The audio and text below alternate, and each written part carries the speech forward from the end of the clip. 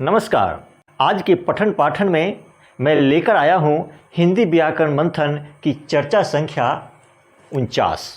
चर्चा संख्या 49 में आज हम बातें करेंगे स्वर, वर्ण एवं उनके प्रकार के बारे में। तो अभी तक वर्ण के बारे में पढ़ चुके हैं, वर्ण के प्रकार के बारे में ही पढ़ चुके हैं, जो कि वर्ण दो प्रकार के होते हैं, स्वर वर्ण और व्यंजन वर्ण। उनकी परिभाषा से भी हम परिचित हो चुके हैं। अब हम स्वर्ण वर्ण के प्रकार कौन कौन से हैं उसके बारे में जानते हैं। क्योंकि स्वर्ण वर्ण की परिभाषा हम पिछली चर्चा में भी कर चुके हैं, फिर भी यहाँ पर भी स्वर्ण वर्ण की परिभाषा दोहरा देना मुनासिब समझता हूँ। तो स्वर्ण वर्ण की परिभाषा है, स्वर्ण वर्ण उन हिंदी वर्ण को कहते हैं जिनका उच्चारण अपने आप स्वतंत्रता पूर्वक होता है और जो व्यंजन के उच्चारण में सहायता प्रदान करता है। वही बात मैंने यहाँ पर लिखा है, स्वर्ण वर्ण उन हिंदी वर्ण को कहते हैं जिनका उच्चारण अपने आप स्वतंत्रता पूर्वक होता है तथा जो किसी व्यंजन के उच्चारण में सहायक होता है। जैसे अ, आ, ई, उ, री, ए, ऐ, ओ, औ। ये कुल 11 स्वर वर्ण है। इन वर्णों पे ध्यान दीजिए कि जब हम अ बोलते हैं तो शुरू में अ और उसके अंत तक अ ही सुनाई पड़ता है। यदि आ का उच्चारण करते हैं तो शुरू से अंत तक आ ही सुनाई पड़ता है। उसी तरह से ई, उ, ये जितने भी वर्ण हैं उनका जब हम उच्चारण करते हैं तो शुरू में जो उच्चारण होता है वही अंत तक होते रहता है। इसमें किसी अन्य वर्ण का संयोग नहीं होता है। इसीलिए इस वर्ण को स्वर्ण वर्ण कहा गया है। ध्यान देने वाली बात है कि ये स्वर 11 हैं और चूंकि हम अंग और अह को इस स्वर की श्रेणी में नहीं रखा है। क्यों? कि अंग और अह स्वर वर्ण नहीं है, अंग और अह व्यंजन वर्ण भी नहीं है। इस वर्ण को न स्वर श्रेणी में रखा गया है और न व्यंजन वर्ण की श्रेणी में रखा गया है। इसीलिए इस वर्ण को अयोगवाह कहते हैं या अर्ध व्यंजन कहते हैं। अयोगवाह वर्ण के बारे में इस चर्चा में इतना ही तक जानिए। अयोगवाह के लिए एक अलग से मैं चर्चा दूंगा, जिसके तहत अयोगवाह के बारे में विस्तृत रूप से हम लोग अध्ययन करेंगे। हम अब स्वर्ण वर्ण के भागों के बारे में चर्चा करते हैं। स्वर्ण वर्ण को 3 भागों में विभाजित किया गया है। वही मैंने लिखा है, स्वर्ण वर्ण को 3 भागों में विभक्त किया गया है। ह्रस्वर वर्ण, दीर्घ स्वर वर्ण और संयुक्त स्वर। वही यहाँ पर लिखा है, ह्रस्वर, दीर्घ स्वर और संयुक्त स्वर। अब हम बारी बारी से जानते हैं कि ह्रस्व, दीर्घ और संयुक्त स्वर क्या है। ह्रस्व का तात्पर्य है जिसकी मात्रा एक हो, अर्थात जिसके उच्चारण में कम समय लगता हो, उसे ह्रस्व कहते हैं। ह्रस्व का मतलब है लघु। शास्त्र में हम पढ़ेंगे लघु और गुरु, तो वहाँ पर देखेंगे कि ह्रस्व को लघु और दीर्घ को गुरु कहा जाता है। ह्रस्व की 1 मात्रा होती है और दीर्घ की 2 मात्रा। इसके बारे में हम छंद में विशेष रूप से चर्चा करेंगे। अभी हम इतना ही जानें कि ह्रस्वर, जिस स्वर वर्ण के उच्चारण में कम समय लगता है उसे ह्रस्वर कहते हैं, अर्थात जिसके उच्चारण में 1 मात्रा का समय लगता है उसे ह्रस्वर कहते हैं। जैसे अ, ई, उ और री। वही मैंने लिखा है, ह्रस्वर। ह्रस्वर वे हैं जिनके उच्चारण में 1 मात्रा का समय लगता है, जैसे अ, ई, उ और री। अर्थात ह्रस्वर की संख्या 4 है। अब हम दीर्घ स्वर के बारे में जानते हैं। दीर्घ स्वर के उच्चारण में ह्रस्व से दूना समय लगता है। जितना समय में हम ह्रस्व स्वर का उच्चारण करते हैं उससे दूना समय लगा के दीर्घ स्वर का उच्चारण करते हैं। इसीलिए दीर्घ स्वर की परिभाषा दी जाती है ऐसे स्वर वर्ण जिसके उच्चारण में 2 मात्रा का समय लगता है उसे दीर्घ स्वर वर्ण कहते हैं। जैसे अ के उच्चारण में जितना समय लगा है आ, इसके उच्चारण में दूना समय लगेगा। उसी तरह से इस ई के उच्चारण में ई, तो उसके उच्चारण में दीर्घ स्वर के उच्चारण में इससे दूना समय लगेगा ई, ऊ, ऊ, और ये री में कम समय लगता है। अर्थात ह्रस्व स्वर के उच्चारण से दूना समय जिस स्वर के उच्चारण में लगता है उसे दीर्घ स्वर कहते हैं। वही है आ, ई, ऊ, अर्थात दीर्घ स्वर की संख्या 3 है। अब हम संयुक्त स्वर की बात करते हैं। संयुक्त का मतलब है मिला हुआ। सम जोड़ युक्त, युक्त का मतलब ही होता है मिला हुआ, समान ढंग से मिले हुए जो स्वर हैं उसी को बोलते हैं संयुक्त वर्ण। इस संयुक्त वर्ण की भी मात्रा 2 ही होती है।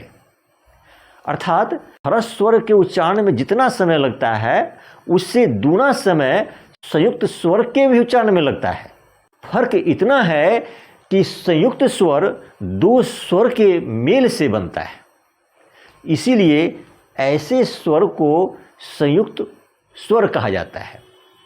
इसकी चर्चा हम संधि में विशेष रूप से करेंगे। यहाँ पर ये समझिए कि ओ और ई, ओ भी स्वर है और ह्रस्व ई भी स्वर है। ओ ई जब 2 स्वर आपस में मिलते हैं तो ए हो जाता है। ओ ऊ जब 2 स्वर आपस में मिलते हैं तो ओ ऊ मिलके ओ हो जाता है। और ओ ए 2 स्वर जब मिलते हैं तो ओ ए मिलके ऐ हो जाता है। तो ये जो हुआ ए, ऐ और वो, ये जो स्वर वर्ण है ये संयुक्त स्वर वर्ण कहलाते हैं। इसीलिए मैंने यहाँ पर लिखा है 3 नंबर में संयुक्त वर्ण। इनके उच्चारण में भी 2 मात्रा का समय लगता है, किंतु ये 2 भिन्न स्वरों के मेल से बनता है। 2 मात्रा का समय अर्थात ह्रस्व स्वर के उच्चारण में जितना समय लगता है उससे दूना समय संयुक्त स्वर के उच्चारण में लगता है, किंतु ये 2 स्वर के मेल से बना है। जैसे ओ ई, ओ भी स्वर है और ई भी स्वर है। ओ ई मिलके ए हो जाता है। इसकी चर्चा हम विशेष रूप से संधि में करेंगे। फिलहाल यहाँ यही देखिए कि ओ और ई मिलके ए होता है। इस बात को आप याद कर लीजिए, क्योंकि जब हम संधि पढ़ेंगे तो वहाँ पर इसकी चर्चा होगी और हमें याद करना पड़ेगा और तभी हम संधि कर पाएंगे। यहाँ पर देखिए ओ और ई मिलके ए हो जाता है।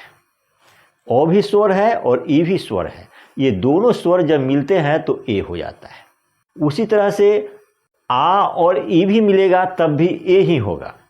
उसी तरह से ओ और ऊ मिलके ओ हो जाता है। यहाँ ओ भी स्वर है और ऊ भी स्वर है। ये दोनों स्वर जब संयुक्त होते हैं, मिलते हैं तो ओ हो जाता है। उसी तरह से ओ ए मिलके ऐ हो जाता है। ओ ए, ओ भी स्वर है और ए भी स्वर है। जो ओ ए मिलते हैं तो ऐ हो जाता है और ओ मिलता है तो औ हो जाता है। यहाँ ओ भी स्वर है और ओ भी स्वर है। जब दोनों स्वर आपस में मिलते हैं तो औ हो जाता है। उस तरह से आ ओ मिलके भी औ होता है, आ ए मिलके भी ऐ होता है, आ ई मिलके भी ए होता है, आ ऊ मिलके भी ओ ही होता है। जब हम संधि में पढ़ेंगे तो इसको चर्चा विशेष रूप से करेंगे।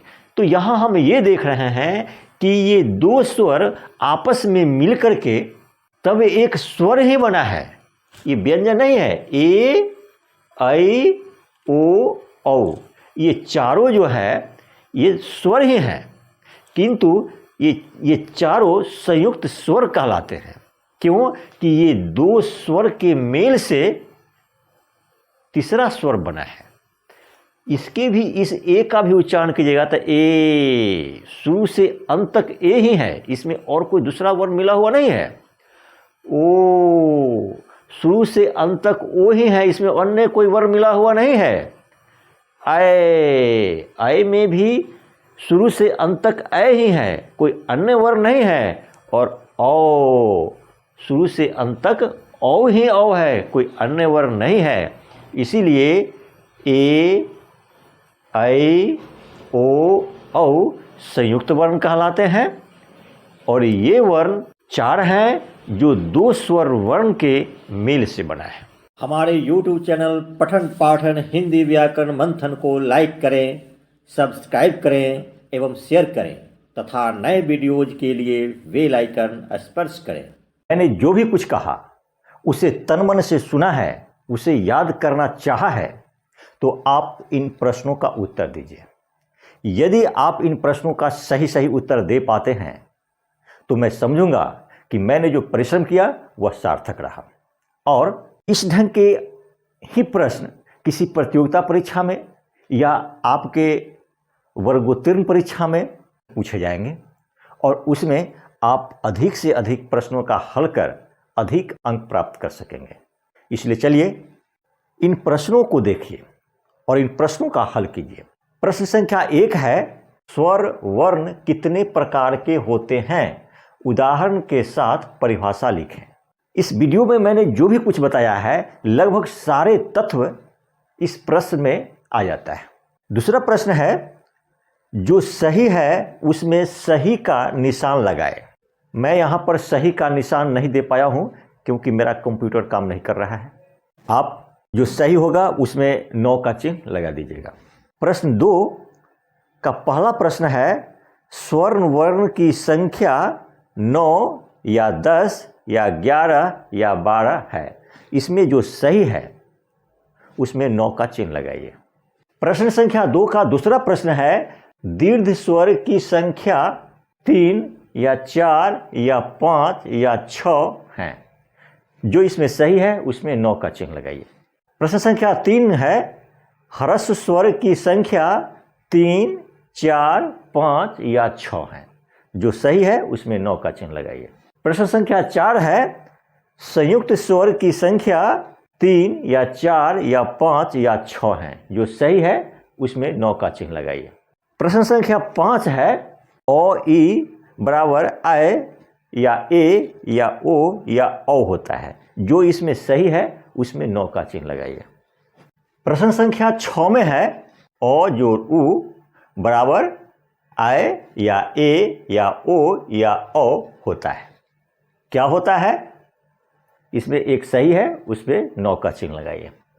7 में है, प्रश्न संख्या 7 में है, ओ जोड़ ए बराबर ऐ या ए या ओ या औ होता है। इसमें एक सही है, जो सही है उसमें 9 का चिन्ह लगाएं।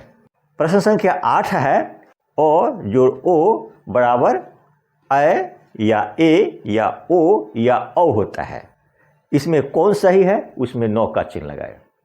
मैं समझता हूं कि आप इन सारे प्रश्नों का सही जवाब दे पाएंगे और आने वाली परीक्षा में आप अधिक से अधिक अंक हासिल कर मेरे परिश्रम को सार्थक बनाएंगे। धन्यवाद।